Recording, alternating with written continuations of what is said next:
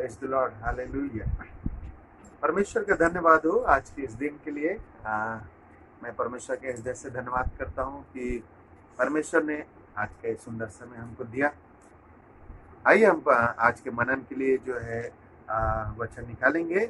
Romeo की पुस्तक, Romeo की पत्री और उसका 8 अध्याय और उसका 12 से लेकर 17 वचन तक हम पढ़ेंगे। रोमियो की पत्री उसका 8 अध्याय 12 से 17 वचन तक हम पढ़ेंगे। इसलिए हे भाइयों, हम शरीर के कर्जदार नहीं कि शरीर के अनुसार दिन काटें, क्योंकि यदि तुम शरीर के अनुसार दिन काटोगे तो मरोगे। यदि आत्मा से देह की क्रियाओं को मारोगे तो जीवित रहोगे। इसलिए कि जितने लोग परमेश्वर की आत्मा के चलाए चलते हैं वे ही परमेश्वर के पुत्र हैं। क्योंकि तुमको दासत्व की आत्मा नहीं मिली है कि फिर भयभीत हो, परंतु ले बालकपन की आत्मा मिली है, जिससे हम हे अब्बा, हे पिता कहकर पुकारते हैं। आत्मा आप ही हमारी आत्मा के साथ गवाही देता है कि हम परमेश्वर की संतान हैं, और यदि संतान हैं तो वारिस भी हैं, वरन परमेश्वर के वारिस और मसीह के संगी वारिस हैं, कि जब हम उसके साथ दुख उठाएं तो उसके साथ महिमा भी पाएं। Hallelujah, praise the Lord. मैं परमेश्वर पिता का धन्यवाद करता हूं कि परमेश्वर ने अपने सुंदर वचन को जो हमें दिया है, और इस वचन में जो जीवन की बातें हर एक उस मनुष्य के लिए है जो इस पृथ्वी में पाए जाते हैं। बहुत से लोग कहते हैं कि नहीं साहब, जो बाइबल है ये हमारे लिए नहीं है। और मैं कहता हूं कि ये बाइबल मेरे लिए भी 21 वर्ष तक नहीं था। जब तक मेरी उम्र 21 वर्ष की होती है, 21 से 22 वर्ष तक, तब तक मेरे लिए बाइबल नहीं था।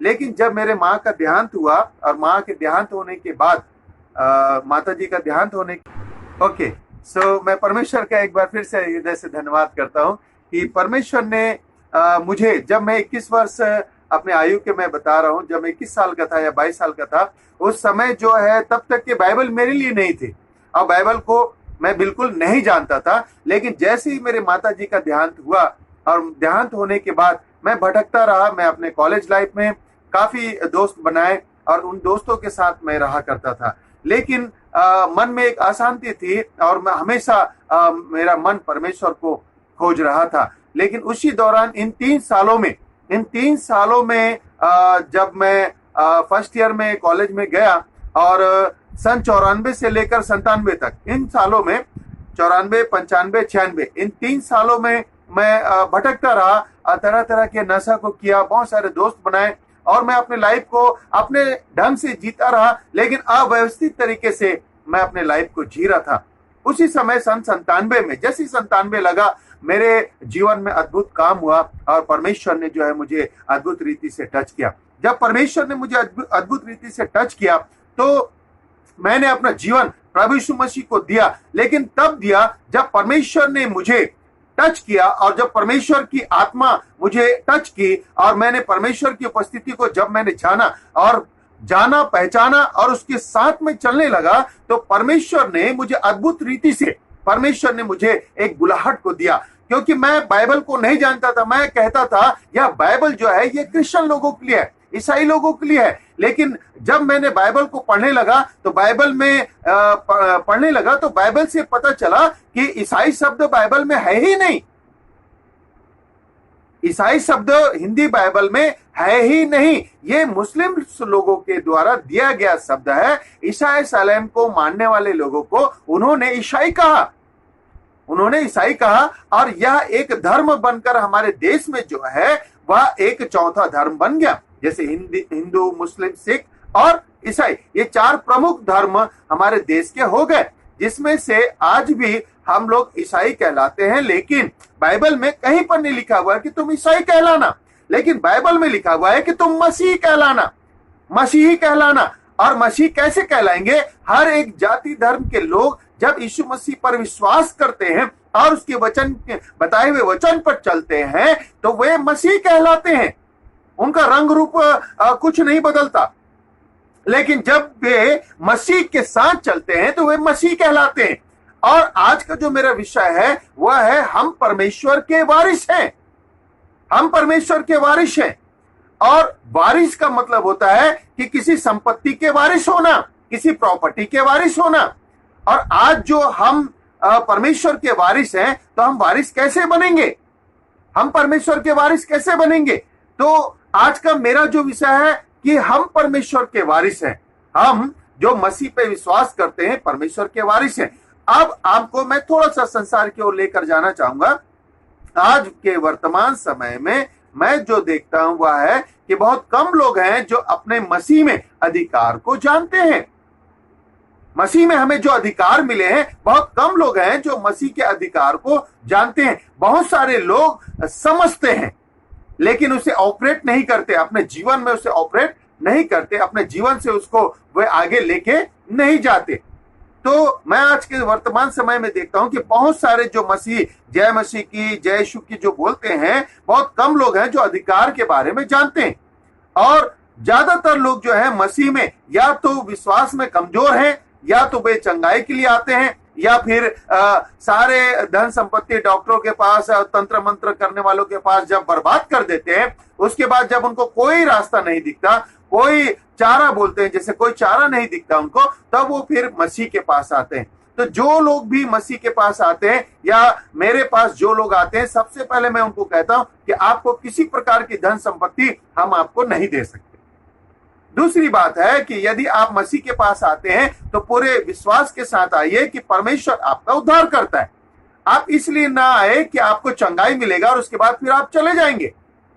और तीसरी बात है, जब आप परमेश्वर के पास आते हैं तो आते ही आप परमेश्वर को अपना जीवन जो है देते हैं, जो बोलते हैं हम बपतिस्मा लेंगे या चलेंगे। बहुत सारे लोग कमिटमेंट करते हैं, तो मैं उनसे कहता हूं आप कमिटमेंट मत कीजिए। पहले आप परमेश्वर को जानिए, बाइबल के वचन को जानिए और उसकी संगति को जानिए। जिस दिन आप उसको जान लेंगे, उस दिन आप उसे पूर्ण रीति से समझने पाएंगे और परमेश्वर के साथ आप चलने पाएंगे। जैसे बहुत सारे बच्चे होते हैं, लेकिन हम सारे बच्चों को देखकर नहीं कह सकते कि अरे ये बच्चा जो है मेरा वारिस होगा, क्योंकि वो किसी और का बच्चा है। लेकिन जब हमारा अपना बच्चा पैदा होता है, देखिए हमारे खानदान में बहुत सारे बच्चे हैं, जैसे मेरी बड़ी बहन के बच्चे हैं, मेरे बड़े भाई के बच्चे हैं, लेकिन मैं कभी भी उन्हें अपना वारिस नहीं कहूंगा, क्योंकि अपने माता पिता के वारिस हैं। तो जिस दिन मेरे बच्चे पैदा होते हैं, भले मैं उनको अपना बच्चा कहता हूं, उनको प्यार करता हूं और उनको घुमाने लेके जाता हूं, उनको मैं सब केयर करता हूं, लेकिन जब मेरे अपने बच्चे होते हैं तो मैं कहता हूं कि यह मेरा वारिस पैदा हुआ है। चाहे मेरे पास 100 रुपए की प्रॉपर्टी हो या 1 लाख रुपए की प्रॉपर्टी हो, वो बच्चा जो है मैंने पैदा जो किया है, मेरे द्वारा जो बच्चा हुआ है, वो उस प्रॉपर्टी का वारिस होगा और उसका हक भी बनता है मेरे ऊपर में। आज भारतीय संविधान के अनुसार जो है कि उसका हक बनता है मेरा बच्चे का कि वह क्लेम करे कि सोनू सिंह की प्रॉपर्टी का जो भी है उसका वारिस मैं हूं। लेकिन मेरे बड़े भाई के या मेरे चाचा के बच्चे, बड़े पिताजी के बच्चे, वो क्लेम नहीं कर सकते कि हम इसके संपत्ति के वारिस हैं, जब तक यदि मेरे बच्चे हैं तो पहला हक मेरे बच्चों का होगा मेरी प्रॉपर्टी पे। वैसे ही हम परमेश्वर के वारिस हैं। तो जो मसीह में परमेश्वर के साथ हैं, मसीह में परमेश्वर के ऊपर विश्वास करते हैं और मसीह के साथ चलते हैं, तो परमेश्वर के स्वर्गीय आशीषों के वारिस हम हैं। हालेलुया। हम परमेश्वर के स्वर्गीय आशीषों के वारिस हैं। जैसे आज बहुत सारे केस संपत्ति विवाद के आप कोर्ट में चले जाइए, high court, supreme court, lower court में आपको मिलेंगे कि भैया उसने मेरे खेतों पे कब्जा कर लिया है, घर पे बड़े भाई ने कब्जा कर लिया, छोटे भाई ने पिताजी को निकाल दिया, माता को निकाल दिया। ऐसे एक झगड़ा होता है उस प्रॉपर्टी को लेके और वो कहते हैं कि मेरा हक है।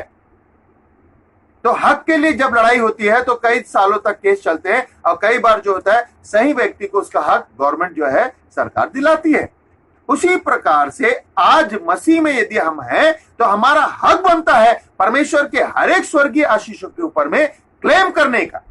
जब तक आप क्लेम नहीं करेंगे, आप बोलते हैं जय मसीह के बोल दिए, हो गया, स्वर्ग से सारी आशीषें आपको मिलने लगी। संडे को चर्च चले गए, पास्टर को कुछ नहीं बोलते, कुछ नहीं देते, आप कहते हैं स्वर्ग की सारी आशीषें हमको मिल जाएगी। दुष्ट आत्मा की बात आई, किसी के जीवन शरीर में दुष्ट आत्मा है या बीमारी है, आप कहते हैं ये काम मेरा नहीं है, ये काम पास्टर का है, मैं नहीं कर सकता। इसका मतलब है कि आप जो है परमेश्वर के संगी वारिस या परमेश्वर के संतान अब तक आप नहीं हुए। परमेश्वर का वचन कहता है, जब आप पढ़ते हैं रोमी 8 अध्याय, रोमियो की पत्री 8 अध्याय उसका 12 वचन को जब आप पढ़ते हैं तो यहाँ पे लिखा हुआ है, सो हे भाइयों, हम शरीर के कर्जदार नहीं ताकि शरीर के अनुसार दिन काटे। हम शरीर के कर्जदार नहीं है, क्योंकि 1 कुरिन्ती 6:20 में लिखा हुआ है, यीशु मसीह ने अपना लहू का दाम देकर हमको मोल लिया है, हमको खरीदा है, इसलिए हम शरीर के कर्जदार नहीं है, हम यीशु के कर्जदार हैं। यदि यीशु में विश्वास करते हैं तो यीशु के लहू के कर्जदार हैं। 13 वचन, क्योंकि यदि तुम शरीर के अनुसार दिन काटोगे तो मरोगे। अब कैसे? मरना तो है ही है, हम सबको मरना है। बहुत सारे लोग शरीर के अनुसार दिन काट रहे हैं। अभी लॉकडाउन खुला तो वाइन शॉप खुला तो देखो हजारों लाखों लोग जो है शराब लेने के लिए गए, शराब लेने के लिए गए, क्योंकि उनको शराब पीना है। तो वो शरीर की अभिलाषा को पूरी करने के लिए शराब लेने के लिए हजारों की भीड़ हमने देखा। लेकिन आपने अभी तक 60 दिन में 60 डेज में आपने देखा कि दूध के लिए लाइन लगा हुआ है। साहब हमको दूध चाहिए, हमको दूध चाहिए, हमारे बच्चे के लिए चाहिए। दूध के लिए कोई भीड़ देखे आप? नहीं। शराब वाइन शॉप में आपने हजारों की भीड़ आपने देखा। तो शरीर के अनुसार दिन काटोगे तो मरोगे, यदि आत्मा से देह की क्रियाओं को मारोगे तो जीवित रहोगे। अब शरीर के अनुसार दिन काटोगे तो मरोगे, क्या मतलब? आत्मा पाए हुआ व्यक्ति भी मरेगा, शरीर में जो चल रहा है, शरीर मतलब संसार में जीवन जी रहा है, वो भी मरेगा। लेकिन दोनों में फर्क यह है कि अगर हम मसीह में मरेंगे तो हम परमेश्वर को पाएंगे। हालेलुया। यदि हम मसीह में चलेंगे तो हम परमेश्वर को पाएंगे। और जो है, और यहां पे लिखा हुआ है, इसलिए कि जितने लोग परमेश्वर के आत्मा के चलाए चलते हैं वे ही परमेश्वर के पुत्र हैं। पुत्र हैं, ध्यान दीजिए, वे ही परमेश्वर के पुत्र हैं जो परमेश्वर के आत्मा के अनुसार चलाए चलते हैं।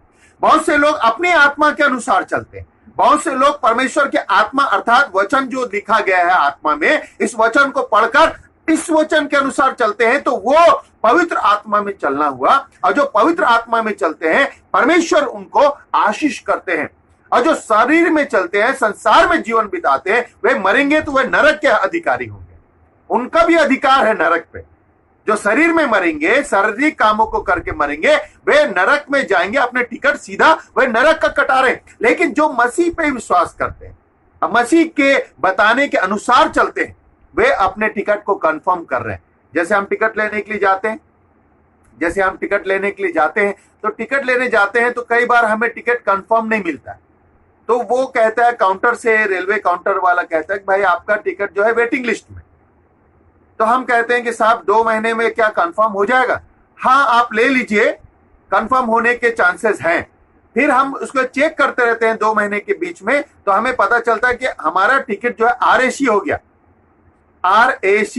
RAC का मतलब होता है कि हमें आधा सीट जो है हमें मिलेगा। उसका फुल फॉर्म मैं नहीं बता पाऊंगा, लेकिन RAC का मतलब हम इतना जानते हैं कि RAC का मतलब होता है कि हाफ सीट जो है, जो बर्थ होता है उसका हाफ जो है वो हमको मिलेगा। तो हाफ में, आधे में हमारा अधिकार हो गया। अब देखिए टिकट कैसे हमें अधिकार दिलाता है रेलवे का टिकट। एक टिकट हमने लिया जो वेटिंग लिस्ट में था, तो वेटिंग लिस्ट का हमने टिकट लिया, और कुछ दिनों के बाद हम काउंटर पे या आजकल मोबाइल से हम पता करते हैं, तो हमें पता चला RAC हो गया, हमारा टिकट RAC हो गया। तो हम खुश होते हैं और हम कहते हैं चलो आधा सीट तो मुझे मिल गया। और जैसे ही हमारा टाइम होता है, डेट आता है जाने का, यात्रा करने का, तो हम फिर से चेक करते हैं, पता चलता है कि हमें S1, S2, S3, S5 कोई भी कोच में, S10, 11 तक कोई भी कोच में हमको सीट मिल गया। तो हमने जब टिकट काउंटर से लिया था तो टिकट में वेटिंग लिस्ट लिखा हुआ था, 80, 90, 100, 50, 2, 3, 4, 1 से शुरू होता है। तो वेटिंग लिस्ट हमको मिला था। लेकिन वेटिंग लिस्ट पहले RAC हुआ, आधा अधिकार, हम खुश हो गए, चलो आधा अधिकार हमारे पास। तो उसके बाद फिर टिकट जो है वो कंफर्म हो गया। ठीक है, तो जब टिकट कंफर्म हो गया तो हम बड़े खुश हुए कि टिकट जो है वो कंफर्म हो गया। ठीक है, टिकट कंफर्म हो गया। अब टिकट कंफर्म हो गया तो हम कंफर्म होने के बाद पूरी तैयारी से हम यात्रा के लिए निकल जाते हैं। तो अपने सूटकेस बांधते हैं, सारे जरूरी सामान लेते हैं, पानी का बोतल लेते हैं और साथ ही साथ अपने टिकट को लेते हैं। और उसके बाद जब हम ट्रेन के पास जाते हैं तो हम ट्रेन में सबसे पहले चार्ट लिस्ट एक निकलता है, 2 घंटा पहले ट्रेन यात्रा के पहले निकल जाता है। तो हम लिस्ट में देखते हैं, अपने नाम को देखकर हम बड़े खुश होते हैं। वही लिस्ट टीटी के पास भी होता है और टीटी आकर के बोलता है, हाँ भाई सोनू सिंह किसका नाम है? जी सर मेरा नाम। ठीक है, आपका ये बर्थ जो है कंफर्म है, क्योंकि आपके टिकट, हमारे टिकट में फिर वो चीज लिख दिया जाएगा कि एस इतने में, S5 में आपका इतना नंबर सीट आपका कंफर्म। अब हमें रास्ते में कोई परेशान नहीं करेगा। क्यों? क्योंकि एक लिस्ट टीटी के पास होगा, एक कंप्यूटर में फिट होगा और एक हमारे पास फोन में आजकल मैसेज आएगा और हमारा वेटिंग लिस्ट जो टिकट था उसमें टीटी आकर के टप्पा लगा देगा कि हाँ भाई आपका ये सीट है, आपको कोई नहीं उठाएगा। ऐसे ही जब हम मसीह में आते हैं, विश्वास करते हैं, तो एक प्रकार से हमें वेटिंग लिस्ट का एक टिकट मिलता है। फिर जब हम मसीह में चलने लगते हैं तो RSC का एक कंफर्म टिकट मिलता है। और जैसे ही हम कुछ साल मसीह में चलने के बाद और बपतिस्मा लेने के बाद या फिर कंफर्म होता है कि हाँ हमारा अभी पृथ्वी पर का जो टिकट है वो कंफर्म हो गया। पृथ्वी पर का ना, ध्यान दीजिएगा, पृथ्वी पर का टिकट कंफर्म हो गया है कि हम जब तक मसीह में चलेंगे इस विश्वास के साथ कि हमारे मृत्यु के पश्चात हमें स्वर्ग में स्थान मिलेगा। अब स्वर्ग में किसे स्थान मिलेगा, किसे नहीं, ये इब्रानियों 9 के 27 में आप देखेंगे, एक बार मरना और न्याय क्या होना नियुक्त है। एक बार मरना और न्याय का होना नियुक्त है। तो हम मरेंगे यहाँ पृथ्वी में और हमारा न्याय होगा स्वर्ग में। और स्वर्ग में कौन इधर जाएगा कौन उधर जाएगा ये मैं नहीं कह सकता, ये परमेश्वर के हाथ में। लेकिन हमें अपने टिकट को इसी जीवन में कंफर्म करना है। हालेलुया। बहुत बार हमें इंडिकेट मिलता है परमेश्वर की ओर से कि हम फिर से कंफर्म टिकट सोचते हैं, हम बपतिस्मा ले लिया, अच्छे भलाई के काम किए, पवित्र जीवन को जी रहे हैं, जैसे राजा दाऊद और सिमसोन जी रहे थे, सुलेमान जी रहे थे। लेकिन कुछ कंफर्मेशन के बाद उनके जीवन में ऐसा घटना घटा दाऊद के जीवन में कि उनका टिकट जो है फिर RSC में चला गया। और फिर उसके लिए भजन 50 और 51 का पढ़ेंगे तो वहां लिखा हुआ है कि राजा दाऊद रो रो करके प्रार्थना किया, पश्चाताप किया, तो अपने टिकट को फिर से उसने कंफर्म कराया। Praise the Lord, hallelujah. और इस प्रकार से हम जब सोचते हैं कि हम कंफर्म हैं, तो बाइबल में लिखा हुआ है कि जो स्थिर है वह चौकस रहे कि कहीं गिर ना पड़े। जो समझता है कि मैं स्थिर हूं वो चौकस रहे कि कहीं गिर ना पड़े। ऐसे ही जब हम ट्रेन में चढ़ते हैं और स्टेशन जाते हैं तो अनाउंसमेंट होता है, चोरों से, पॉकेट मारों से सावधान रहो, विस्फोटक वस्तुओं को ना छुओ, उससे सावधान रहो, खिड़की से बाहर हाथ ना निकालो, सावधान रहो। तो चौकस रहने के लिए आप रेलवे स्टेशन जब जाते हैं तो कई प्रकार की सूचनाएं आपको गवर्नमेंट के द्वारा दी जाती है। इवन पब्लिक भी आपको बताते हैं कि भाई साहब अपना सामान ऐसे ना छोड़ें, वहां ना रखें, हाथ बाहर ना निकालें। तो ये जो चौकस रहने की बात है, यात्रा के दौरान हमें कई बार ऐसे सूचनाएं मिलती हैं। और साथ ही साथ ट्रेन के अंदर में भी पर कोच में रहेंगे तो लिखा रहता है कि आप जहर खुरानी गिरोह से सतर्क रहिए, वो आपका सामान को लूट सकते हैं। तो कोई भी आपको असतर्कता के वश आपको कोई खाने के लिए सामान दिया और आपने खा लिया और आप बेहोश हो गए, आपका सारा सामान चोरी हो जाएगा। ऐसे ही शैतान थोड़ा सा आपको अवसर देगा और आपका सामान को लूट करके भाग जाएगा। आप मरेंगे नहीं तो जीवित रहेंगे तो लूट जाएंगे। चोर किसी और काम के लिए नहीं, चोरी करने, घात करने और नष्ट करने के लिए आता है। यूहन्ना 10 के 10 में लिखा हुआ है, उसका काम ही यही है। इसलिए हमें उस शैतान से, उस चोर से सतर्क रहना है। तो मैं 3 पॉइंट में आज आपसे बात करना चाहता हूं। आत्मा से शरीर की क्रियाओं को मारना, आत्मा से, पवित्र आत्मा से, परमेश्वर की पवित्र आत्मा से शरीर के कामों को मारना। जब तक आप आत्मा से नहीं भरेंगे, पवित्र आत्मा को अपने जीवन में महसूस नहीं करेंगे, तब तक हमारे मन की जो मूर्खता है, मूर्खता है, वो नहीं जाएगी। आप कितना भी प्रैक्टिस कर लीजिए वो नहीं जाएगा। जब आप परमेश्वर की आत्मा से भरेंगे और परमेश्वर की आत्मा से जब आप चलेंगे, तो गलाती 5 के 18 में लिखा हुआ है, आप पूरा 18 वचन 19 वचन को पढ़ेंगे तो वहां लिखा हुआ है, शरीर के काम तो प्रकट है, शरीर के काम तो प्रकट है। और जितने भी शरीर के काम वहां पर लिखे हुए, 18-19 नाम जितने भी लिखे हुए शरीर के काम आप पढ़ेंगे तो वहां पे लिखा हुआ है शरीर के काम तो बहुत लंबे हैं, बहुत लंबे। लेकिन गलातियों 5 के 22 को जब आप पढ़ोगे गलाती 5:22 को पढ़ोगे तो वहां पे लिखा हुआ है कि आत्मा का फल, आत्मा के 9 फल है, प्रेम, मेल मिलाप, कृपा, धीरज, संयम, नम्रता, भलाई। इसको पढ़िए। तो आत्मा के फल 9 और शरीर के फल जस्ट डबल। आत्मा के फल 9, जिसमें से हमारे पास 9 के 9 भी नहीं है, लेकिन शरीर के काम जो है वो जो है आत्मा के फल से भी अधिक है। तो इन आत्मा के फल से जो अधिक शरीर के काम है, बचपन पैदा होता है बच्चा, बोलने लगता है, झूठ शुरू कर देता है। कौन सी क्लास में उसको सिखाया गया? आपने शक्कर खाया, आपने मिठाई खाया, चॉकलेट खाया? नहीं मम्मी मैं नहीं खाया। अब मिठाई शक्कर यहाँ लगा हुआ है, चीनी लगा हुआ है। उसको कौन झूठ की ट्रेनिंग दिया? उसके डीएनए में, उसके अंदर है। पास्टर का बच्चा पैदा हुआ था, आप कभी मत सोचिए कि पास्टर पैदा हुआ है। पास्टर नहीं, वो एक संतान पैदा हुआ है, एक व्यक्ति, एक मनुष्य जो है पैदा हुआ है। ठीक है, तो उसे भी मन फिराने की आवश्यकता है, उसे भी परमेश्वर में बचने की आवश्यकता है, उसे भी परमेश्वर के ज्ञान की आवश्यकता है, स्वर्ग के आशीषों की आवश्यकता है। Praise the Lord, hallelujah. तो आत्मा, पहला पॉइंट जो मैं आपको बता रहा हूं वह है आत्मा से शरीर की क्रियाओं को मारना। गलाती 5:18 को पढ़ेंगे तो वहां शरीर के काम और सारे शरीर के, लेकिन 22 वचन को जब आप पढ़ेंगे गलातियों 5:22, वहां आत्मा के 9 फल, 9 काम मिलेंगे आपको। तो शरीर की क्रियाओं को और संसार के काम को हमें जानना है। शरीर की क्रिया, आंखों की अभिलाषा, जीविका का घमंड। बहुत पैसा होता है तो हम घमंडी हो जाते हैं। आंखों की अभिलाषा और संसार की अभिलाषा। संसार में बहुत सी अभिलाषाएं हैं, बहुत सारी चीजें हैं संसार में। आप संसार में आप जी रहे हैं, संसार में जी रहे हैं। आप देखिए, कोई अगर नया कार खरीद ले, आपके पास स्कूटर है पुराना या मोटरसाइकिल है, अरे ये कैसे ले लिया, इसकी तो नौकरी बहुत छोटी है, मेरे पास तो ज्यादा पैसा है, कैसे खरीद लिया। पार्टियों में जाओ आप, महिलाएं एक दूसरे से मिलती हैं, पुरुष भी मिलते हैं। महिलाएं अक्सर देखती हैं सोना, ज्वेलरी देखती हैं किसी का, अरे भाभी आपके सोने का चेन तो काफी मोटा लग रहा है भाभी। और वो भाभी को जो है, जिसका पतला चैन पहन के गई है, अब उसका चैन चला गया। चैन मतलब सुख चैन बोलते हैं ना, वाला चैन, अंदर का आनंद, सुख चला गया। अब घर आकर के पति को, ठीक है, ए जी उठो, क्या हो गया, खाना खा के आए, सोने दो। अरे थोड़ा सोते रहो जिंदगी भर, उठो। सोना सोना सोना करते रहते हो, और मैं भी सोना सोना करती हूँ। वो स्लीपिंग वाला सोना है, ये गोल्ड वाला सोना है। आप देखिए भाभी को, तू तो मना करती है भाई, तुम तो मना करते हो किसी स्त्री को मत देखना, क्या हो गया? अरे नहीं वैसा देखने के लिए नहीं बोल रही थी मैं, उनके गले में जो सोने का चैन देखा आपने, और कान में सोने का झुमका देखा आपने? हाँ एक झलक देखा था, ठीक तो लग रहा था।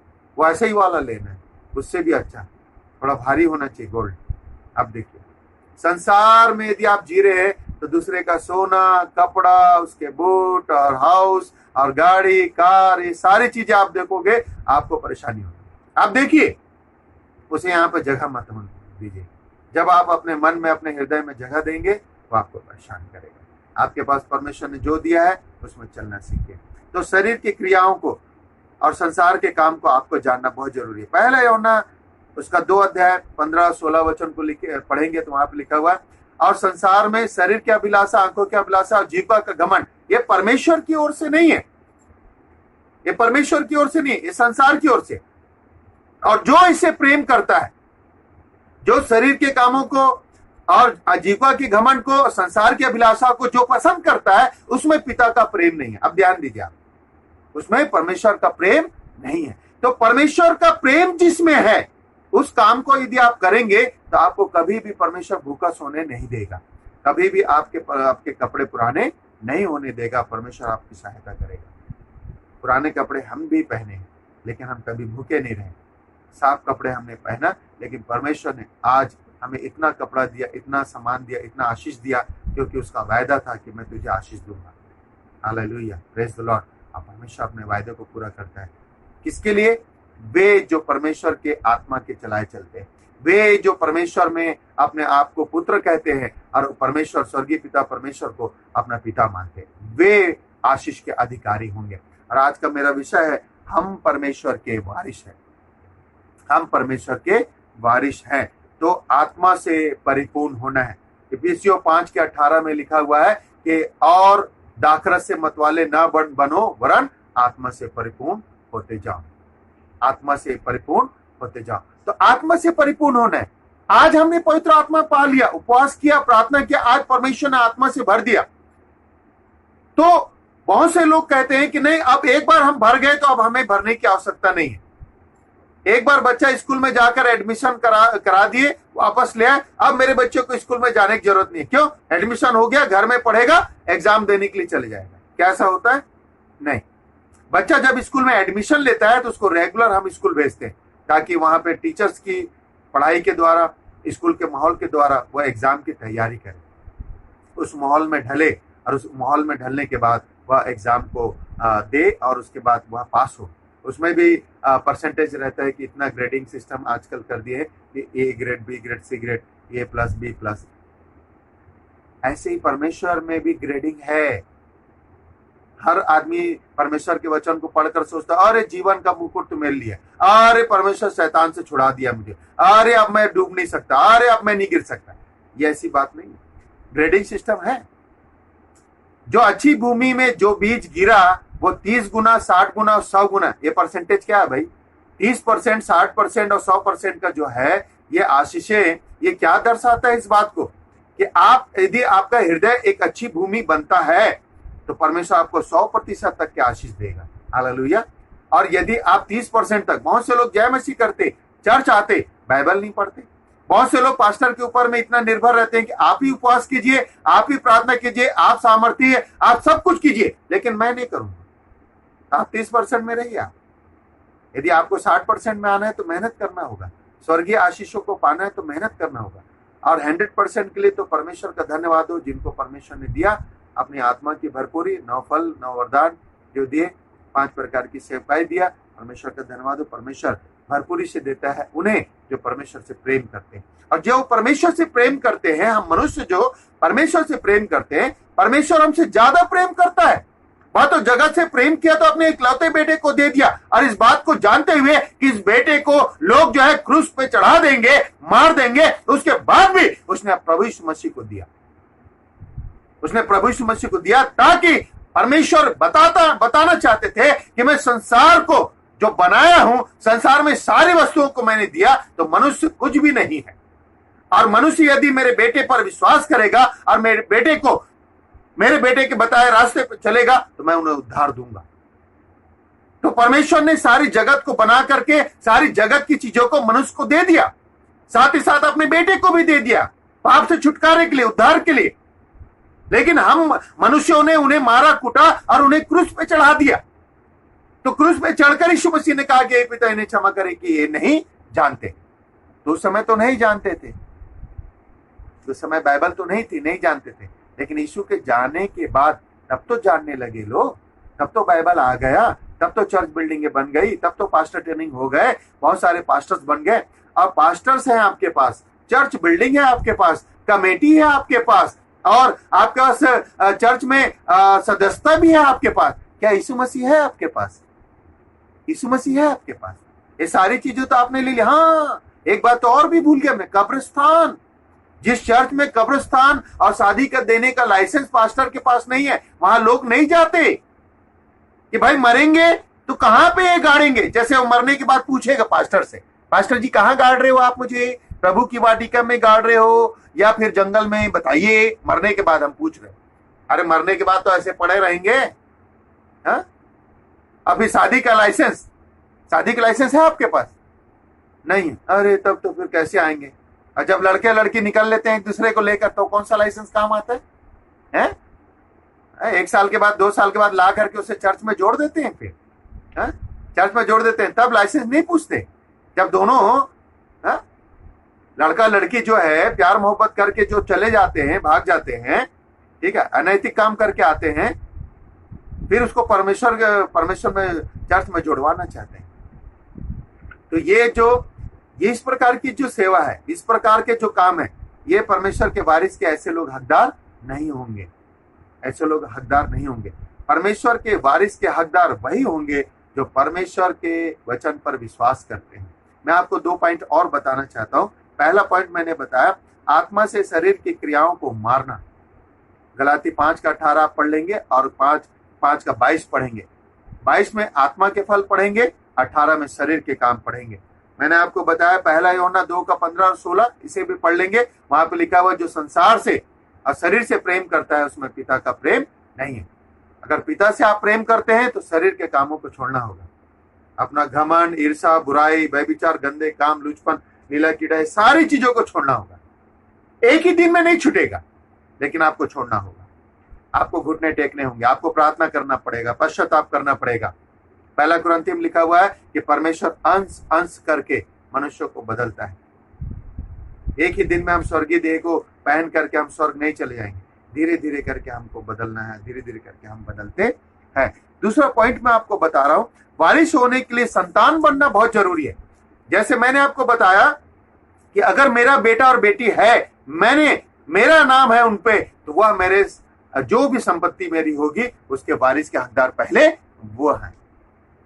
मेरे कजन रिश्तेदारों के बच्चे उनके मेरे संपत्ति के अधिकारी नहीं हो सकते, मेरे अपने बच्चे। तो मुझे अपने बच्चे पैदा करना होगा, अगर मेरे पास प्रॉपर्टी है, और फिर अपनी संपत्ति उनको देना होगा, या कानूनन वो ले लेंगे 18 साल के बाद। ऐसे ही परमेश्वर के संतान होना पड़ेगा आपको, परमेश्वर के बेटा और बेटी बनना पड़ेगा आपको। तभी आप स्वर्ग पे क्लेम कर सकते हैं, तभी स्वर्गीय आशीषों पे क्लेम कर सकते हैं, आशीष स्वर्गीय वरदानों पे क्लेम कर सकते हैं। और इसके लिए आप पहला यूहन्ना रचित सुसमाचार उसका पहला अध्याय 12 वचन को पढ़ेंगे तो वहां पे लिखा हुआ है, जितनों ने परमेश्वर पे विश्वास किया, प्रभु यीशु मसीह पे, उन्हें बेटा और बेटी होने का अधिकार मिला। हालेलुया। जितनों ने विश्वास किया उन्हें बेटा और बेटी होने का अधिकार परमेश्वर ने दिया।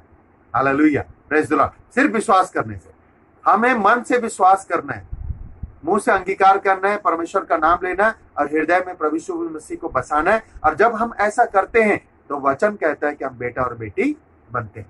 तो जब हम विश्वास करते हैं, वचन के अनुसार सारी बातें मैं आपको बता रहा हूं, जैसे वचन में लिखा हुआ है, वचन में लिखा हुआ है तो वो सारी बातें हमारे लिए लिखा हुआ है, परमेश्वर की ओर से लिखा हुआ है। हम विश्वास करते हैं तो हम उस पर क्लेम करते हैं। वैसे ही जैसे वसीयत पे किसी का नाम लिखा होगा, वह वसीयत जो है वो कानूनन जो है मान्यता उसको मिलेगी, और कानून से उसको जो है वेरीफाई करना पड़ता है। सारी चीजें आप जानते हैं कि आपका घर का खसरा number, B number, plot number, ये सारी चीजें जो होती है वो निगम ऑफिस में दर्ज होता है, गवर्नमेंट के पास दर्ज होता है कि ये जमीन का मालिक सो एंड सो है। उसके ऊपर में बनी हुई बिल्डिंग, झोपड़ी का मालिक जो है, चाहे झोपड़ी हो, महल हो, बिल्डिंग हो, उसका मालिक सो एंड सो है।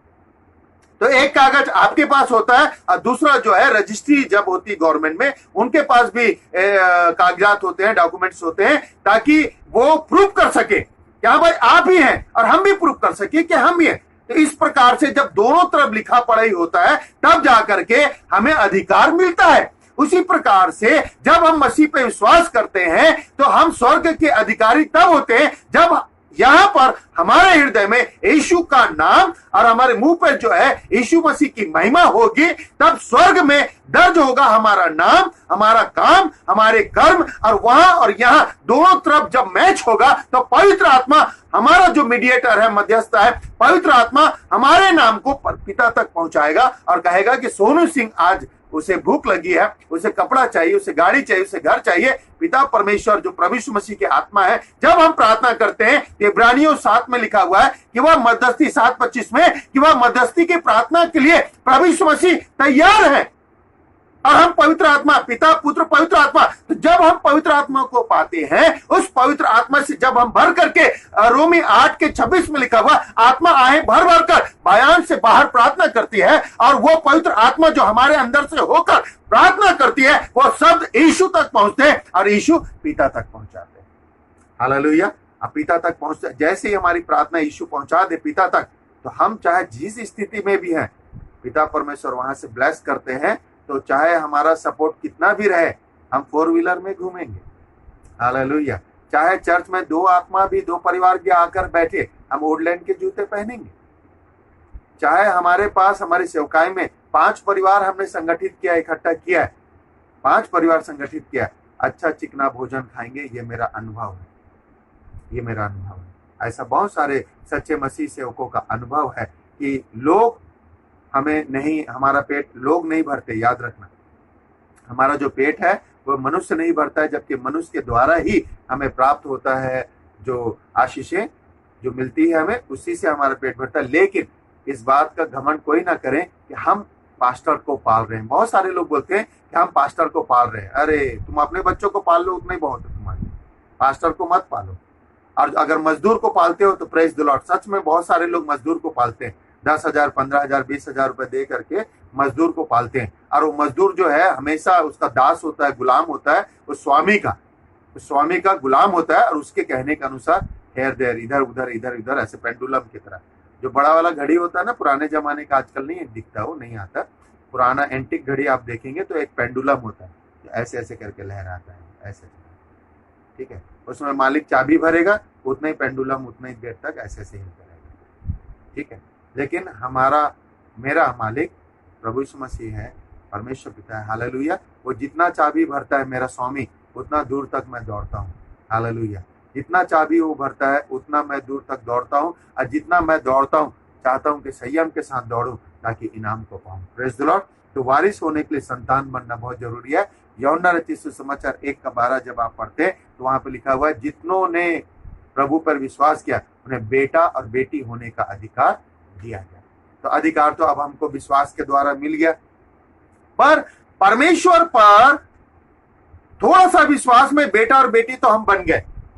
लेकिन जब हम पूरा विश्वास करते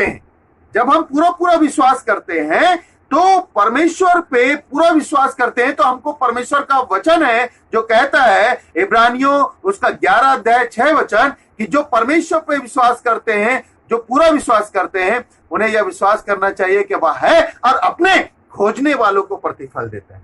परमेश्वर पिता है और अपने खोजने वालों को क्या करता है, वह प्रतिफल देता है।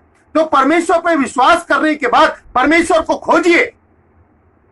अगर आप परमेश्वर पर विश्वास करने के बाद परमेश्वर को छोड़ देंगे, उसे नहीं खोजेंगे, तो शैतान आपको खोज करके आपके मुंह में गंदे शब्द डालेगा, बुराई डालेगा और गंदे काम करवाएगा, क्योंकि शैतान खोजते रहता है। क्या लिखा हुआ है, वह इस खोज में रहता है कि कब किसको फाड़ खाए। वचन कहता है कि शैतान इस खोज में रहता है कि कब किसको फाड़ खाए। तो वह भी खोजता है, शैतान भी खोजता है और परमेश्वर की आत्मा भी खोजता है। यूहन्ना रचित सुसमाचार उसके आप 4 अध्याय और उसका 23 और 24 वचन को पढ़ेंगे तो वहां पे लिखा हुआ, परमेश्वर आत्मा और सच्चाई से भजन करने वालों को खोजता है। तो आत्मा, परमेश्वर का आत्मा भी खोजता है, शैतान भी खोजता है। और जो शैतान के जगह में, शैतान के गेर में यदि कोई मनुष्य आ जाता है, अगर वो परमेश्वर की संगति से दूर है, तो शैतान उसको खोज करके उसे दबोच देता है और उसको मारने का प्रयास करता है। लेकिन जो व्यक्ति परमेश्वर की महिमा के लिए रात दिन सोचते रहता है, वचन पढ़ता है, संगति करता है, भलाई करता है, परमेश्वर का भय मानता है, तो परमेश्वर ऐसे मनुष्य को खोज करके अपनी आत्मा से भरता है और कहता है, मत डर मेरी बेटा और बेटी, मैं तेरे साथ हूं, हालेलुया, मैं जगत के अंत तक तेरे साथ हूं। तो परमेश्वर हमको खोजता है, पर परमेश्वर के जब हमको खोजता है तो हमको सही जगह पे मिलना चाहिए। संडे चर्च आइए, हाँ मेहमान आए थे, देर से उठे, तबीयत ठीक नहीं है। संडे के दिन तबीयत खराब होता है और सोमवार से लेकर शनिवार तक बदन में फुर्ती आ जाती है नौकरी करने के लिए, पैसा कमाने के लिए, बिजनेस के लिए, गवर्नमेंट जॉब करने के लिए और बाहर निकलने, घूमने के लिए, मॉल जाने के लिए बदन में ताकत आ जाता है। लेकिन संडे के 2 घंटे के लिए बदन की वो ताकत चली जाती है। और जब दुष्ट आत्मा पकड़ता है, बीमारी पकड़ती है, परेशानी होती है, पास्टर जी प्रार्थना कर दीजिए, क्योंकि शैतान ने आपको खोज करके आपको प्रताड़ित किया है। लेकिन अगर आप परमेश्वर को खोजते तो आपको पास्टर को खोजने की जरूरत नहीं पड़ती। पास्टर तो आपको संडे को और घर पे 24 घंटा मिलेंगे, लेकिन परमेश्वर यदि आपको खोज लेता है और आप परमेश्वर को खोज लेते हैं तो आपको किसी के पास जाने की जरूरत नहीं है। Hallelujah, praise the Lord. आपको किसी के पास जाने की जरूरत नहीं। आपका वसीयतनामा सही है और निगम में या गवर्नमेंट के पास कागज वही है, सही है, तो आपको डरने की जरूरत नहीं है। 50 साल भी केस लड़ोगे, बाल सफेद होते तक, तो आपके मरने से पहले सरकार, भारत देश का बता, सरकार आपको आपका वसीयत आपके बच्चों को दे देगा, आपका जो संपत्ति हो दे देगा, क्योंकि आपके पास सही कागज, सही प्रूफ, सही दस्तावेज है। ऐसे ही हमारे पास चर्च की सही संगति, सही पासबान, सही बपतिस्मा, सही पवित्र आत्मा और सही कर्म यदि हमारे पास है, तो इस ताकत को कोई तोड़ नहीं सकता। हालेलुया, इस ताकत को कोई नहीं तोड़ सकता। आप सही चर्च, सही पासबान, सही बपतिस्मा, सही आत्मा के कर्म में यदि आप चलेंगे तो आपको डरने की जरूरत नहीं है। आप क्लेम कीजिए, कहीं पर भी रहिए, आप परमेश्वर पिता से क्लेम करके कहिए कि मेरे बच्चे भूखे नहीं रहेंगे, मेरे बच्चे हिंदी मीडियम में मैं नहीं पढ़ाना चाहता। बाइबल में लिखा है जा जैसा तेरा विश्वास वैसा तेरे लिए हो जाएगा। हम हिंदी मीडियम में पढ़े हैं, हमने गरीबी देखा है, हमने परेशानी को देखा है। मैंने परमेश्वर के साथ चलते हुए एक वायदा किया था कि प्रभु मैं जीऊंगा तो आपके साथ, मरूंगा तो आपके साथ। लेकिन मेरे बच्चे जब पैदा होंगे, मैंने मन में ठाना था कि मेरे बच्चे जब पैदा होंगे, मुझे परमेश्वर बच्चे देगा तो मैंने इंग्लिश मीडियम में पढ़ाना है। ये सोच थी मेरी, इंग्लिश मीडियम में पढ़ाना है। अब मैं दोनों बच्चों को इंग्लिश मीडियम में पढ़ा रहा हूं। कैसे उनका फीस पूरा हो रहा है, कैसे वो पढ़ रहे हैं, मैं नहीं जानता, पर इतना जरूर जानता हूं कि देने वाला स्वर्गीय पिता परमेश्वर, हालेलुया, वहां से पूरा वो करता है। इस विश्वास में मैं अपने बच्चों को पढ़ा रहा हूं, इस विश्वास में मैं चल रहा हूं। एक पास्टर ने मुझको कहा कि नाम मैं नहीं बताऊंगा, लेकिन बहुत सारे पास्टर्स हमारे मित्र हैं, बहुत सारे लोग हैं। एक पास्टर ने कहा जब स्कूल का फीस नहीं दे पा रहे हैं तो हिंदी मीडियम में पढ़ाइए, तो कल को आप बोलेंगे कि तुम खाना ठीक से नहीं खा रहे हो तो कटोरा लेकर के भीख मांगिए, भीख में बहुत कमाई हो जाता है ना। एक पास्टर कह रहे हैं मुझे कि अगर हिंदी इंग्लिश मीडियम में नहीं पढ़ा पा रहे हैं आप, ठीक है, तो हिंदी मीडियम में पढ़ाइए, तो कल आप कहेंगे कि पास्टर जी आप भूखे रहते हैं तो कटोरा लेकर के भीख मांगिए, है ना, और रात में प्रचार कीजिए अच्छा सूट बूट पहन के, और दिन में जो है भीख मांगिए। तो मैंने कहा कि आप अपनी फिलॉसफी अपने पास रखिए। जो परमेश्वर एलिया को जंगल में खाना खिला सकता है वो मेरे बच्चों को भी फीस दे सकता है, हालेलुया। जो परमेश्वर जो है दाऊद को, अब्राहम को आशीष दे सकता है, वो परमेश्वर मुझे भी दे सकता है। और मैंने अपना जीवन परमेश्वर को दिया है, किसी मनुष्य को, किसी संस्था को नहीं दिया है, हालेलुया। मैं संस्था में रहता जरूर हूं, मैं संस्था में हूं, लेकिन मैंने संस्था को अपना जीवन नहीं दिया है। मैंने किसी मनुष्य को गुलामी करने के लिए अपना जीवन नहीं दिया है, मैंने परमेश्वर को अपना जीवन दिया है। तो मैं डायरेक्ट परमेश्वर से मांगूंगा। अगर मेरे कागजात सही हैं तो मेरा स्वर्गीय परमेश्वर के पास सारे कागज है, वहां पर मेरे भले काम के भी, बुरे काम के भी, भलाई के भी, सब उपवास प्रार्थना समर्पण सबका कागज उसके पास है। तो मैं उन्हीं कागज को मैं वहां दिखाऊंगा और कहूंगा कि प्रभु तू दाऊद का परमेश्वर है, अब्राहम का परमेश्वर है, लूत का परमेश्वर है, अय्यूब का परमेश्वर है, तो तू मेरा परमेश्वर भी है, हालेलुया। और अगर तू मेरा परमेश्वर है तो जैसे लूत को तूने निकाला था सदोम अमोरा से, वैसे मुझे भी परीक्षा से निकाल। यदि तूने अब्राहम को आशीष दिया था मुझे भी आशीष दे तू मुझे। अय्यूब को तूने बीमारी होने के बाद तूने अय्यूब को बचाया था, तो मुझे भी तू बचा सकता है। और तू एक को बढ़ाता और एक को घटाता है। परमेश्वर तेरा वचन का धन्यवाद हो। और मैं क्लेम करता हूं परमेश्वर से और मैं पाता भी हूं, हालेलुया। मैं क्लेम करता हूं और मैं पाता भी हूं, क्योंकि मेरा भरोसा मनुष्यों पे नहीं है। यिर्मयाह 17:5 में लिखा हुआ है कि श्रापित है वो मनुष्य जो मनुष्यों पे भरोसा करता है।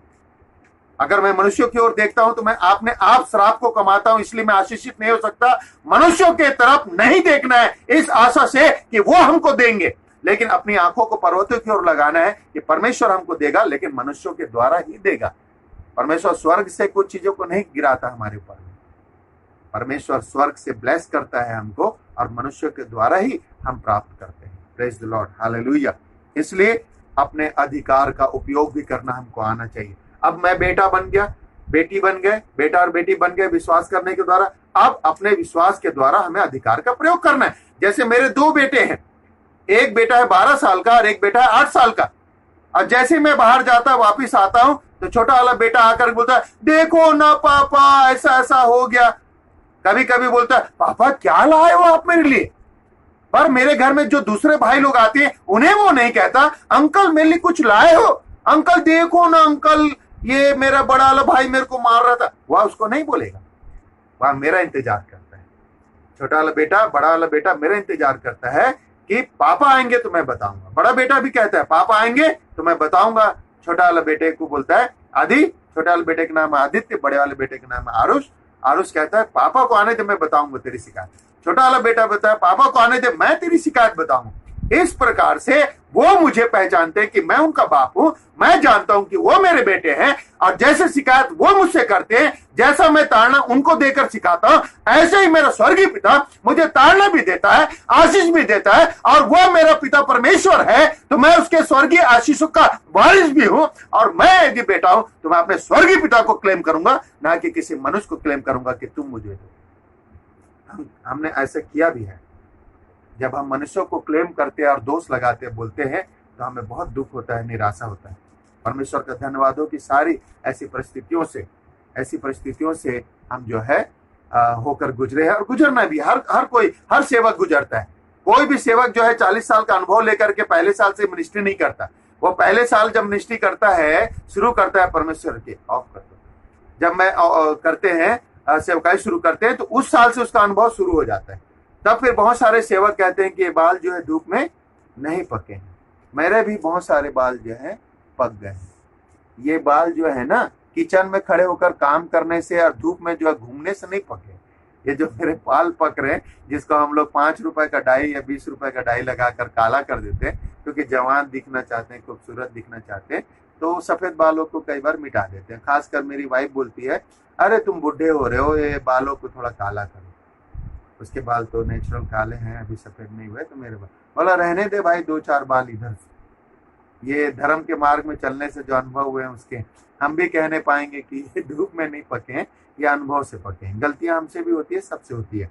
परमेश्वर का धन्यवाद हो, क्योंकि हम मिट्टी हैं, और जिससे गलती नहीं होती है तो वो स्वर्गदूत है भाई। और स्वर्गदूत माँ के पेट से पैदा नहीं होते, वो स्वर्ग से आते और जाते हैं। वो सेवा टहल करने वाली आत्मा है। तो जो मनुष्य माँ के पेट से पैदा हुआ है, उससे गलती होती है और होना भी चाहिए।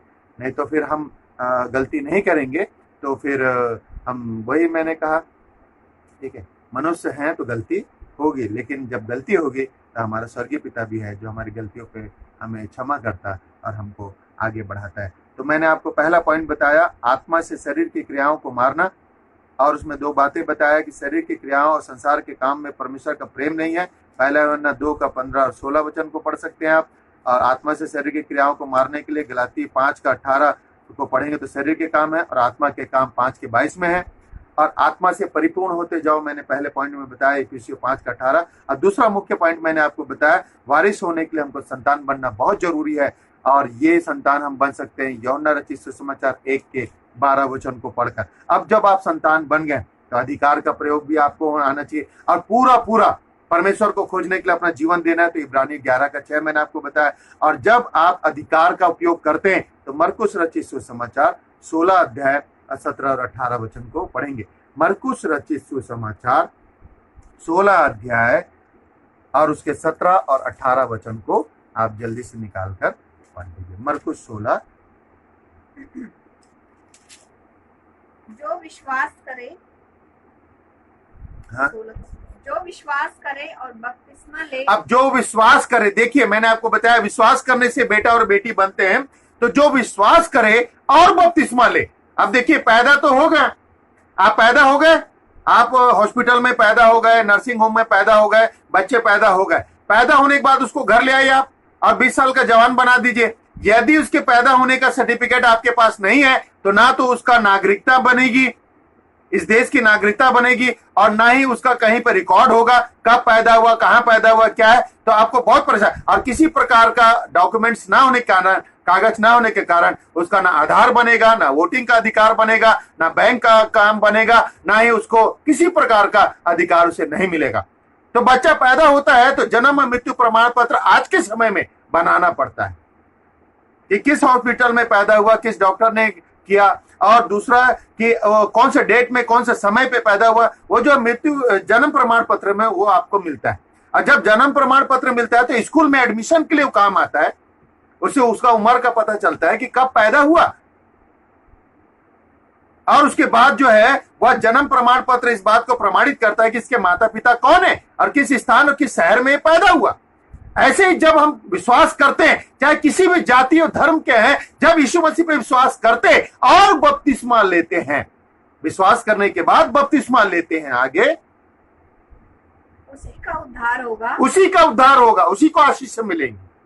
परंतु जो विश्वास ना करेगा अब जो विश्वास नहीं करेगा वह दोषी ठहराया जाएगा। वो दोषी का मतलब है, चर्च कई लोग आते हैं, चंगाई पाते हैं, बच्चे हो जाते हैं, दुष्ट आत्मा निकलता है और बीमारियां दूर हो जाती है। 1 साल 2 साल 3 साल तक हमने देखा लोग आते हैं, बैठते हैं, लेकिन बपतिस्मा नहीं लेते, विश्वास पूरी रीति से नहीं करते, तो वे लोग दोषी ठहरेंगे।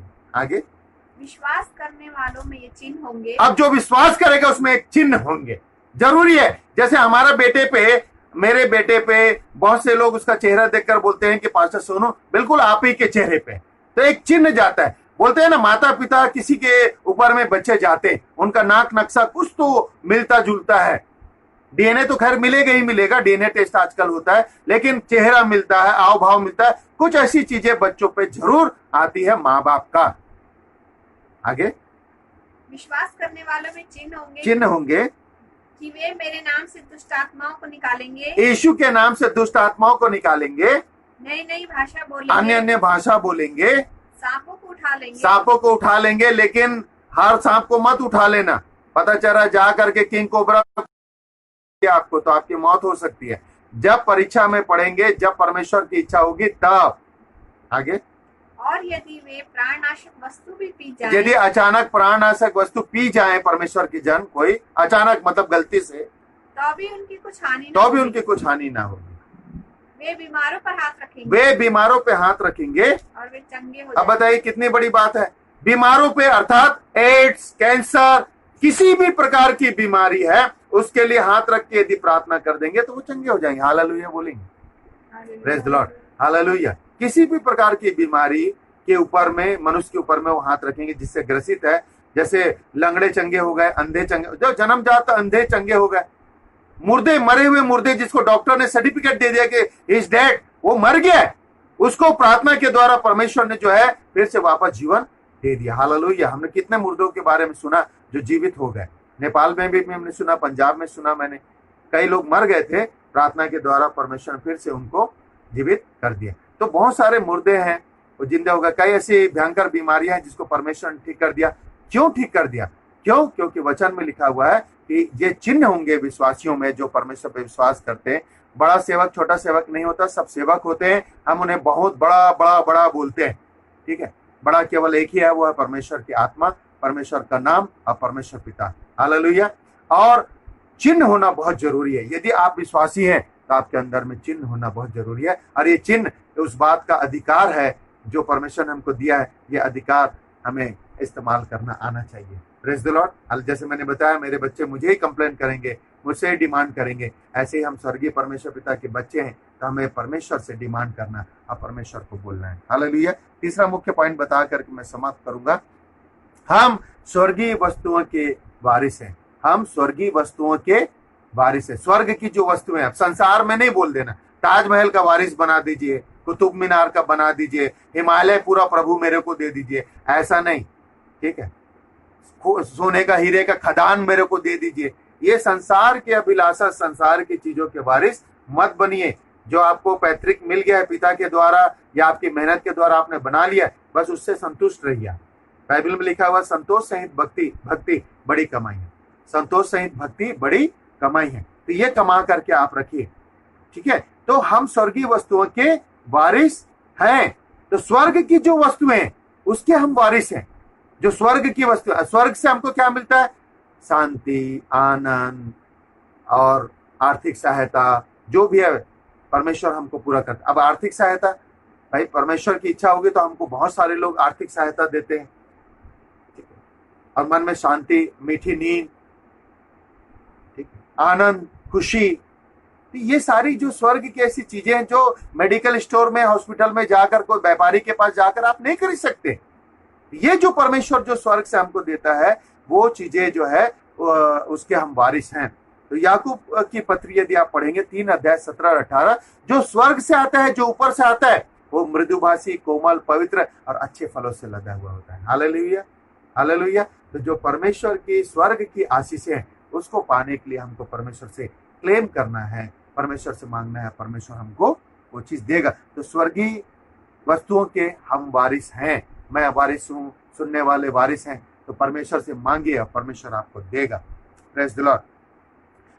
बहुत से लोग बोलते हैं कि हमें संसार की वस्तुएं नहीं मांगना चाहिए, संसार में मन नहीं लगाना चाहिए। संसार का गवर्नमेंट जॉब करोगे आप, हैं, लाखों रुपए हजारों रुपए की सैलरी घर में लेकर आओगे, ठीक है, और अच्छी अच्छी चीजों को खाना पसंद करते हो, अच्छी गाड़ी में घूमना चाहोगे, एसी लगा करके जो कार में चलना चाहोगे, घर में एसी लगाओगे, ठीक है, और बोलते हैं कि सांसारिक आशीषों के लिए प्रार्थना मत करो, सांसारिक चीजें नहीं चाहिए। तो अभी भी पंखा में सोइए ना आप।